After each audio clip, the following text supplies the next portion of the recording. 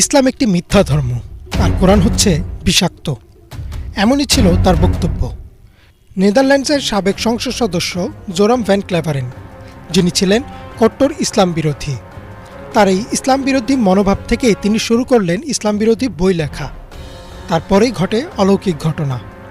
তিনি আত্মসমর্পণ করেন মহান আল্লাহর কাছে। কি হয়েছিল তার সাথে?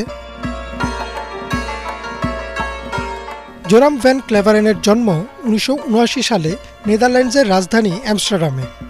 তিনি ও তার পরিবার ছিলেন খ্রিস্ট ধর্মাবলম্বী। তার বিশ্বাস ছিল সৃষ্টিকর্তা, স্বর্গ, নরক, আসমানি কিতাব, নবী রাসূল সব সত্য। কিন্তু তিনি বাকি খ্রিস্ট ধর্মাবলম্বীদের মতো বিশ্বাস করতেন যিশু হচ্ছেন সৃষ্টিকর্তার পুত্র এবং যিশুই ছিলেন পরম ঈশ্বর।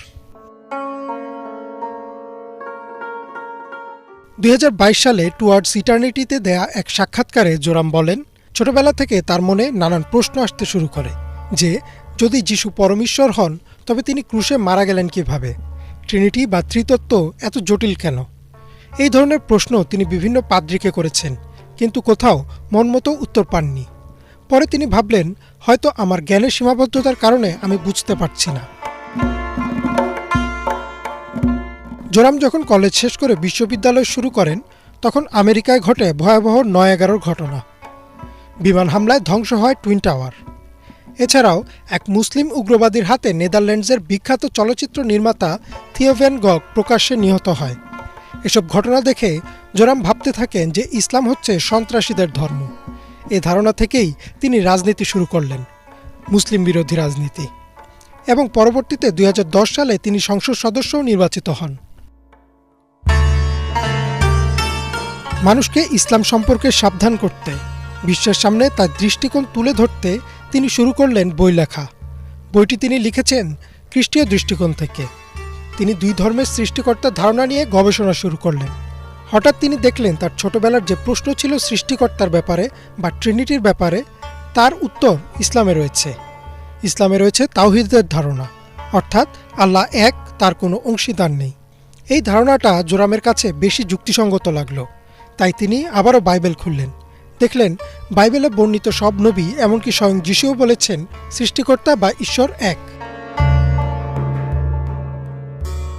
তিনি সপ্তাহের পর সপ্তাহ গবেষণা করলেন, নানান বই পড়লেন।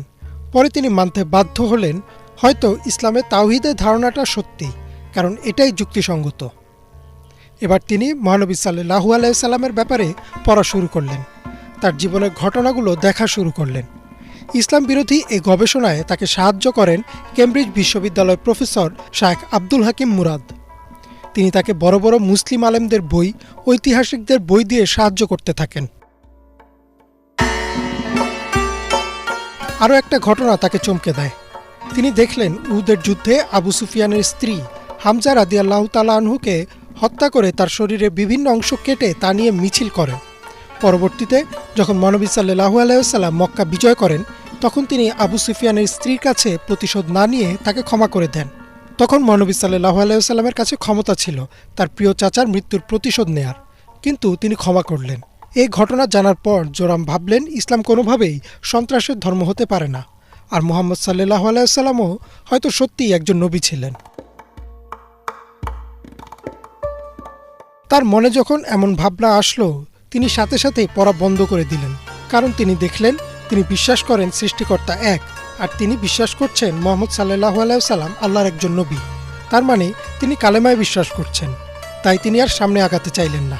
ভয়ে তিনি সব বই উঁচু তাকের উপর উঠিয়ে রাখলেন। কিন্তু হঠাৎ উপর থেকে কয়েকটি বই নিচে পড়ে গেল। এর মাঝ থেকে তিনি একটি বই তুলে নিলেন।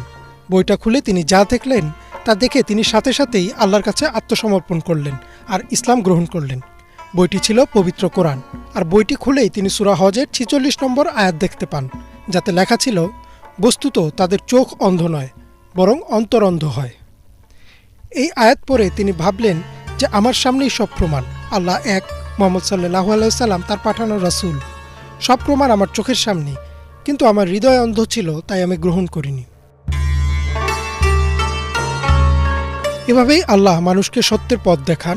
যারা গবেষণা করে সত্যের সন্ধানে, তাদেরকে সত্যের পথ দেখান মহান আল্লাহ। ইমরান মাহমুদ, বাংলা ভিশন।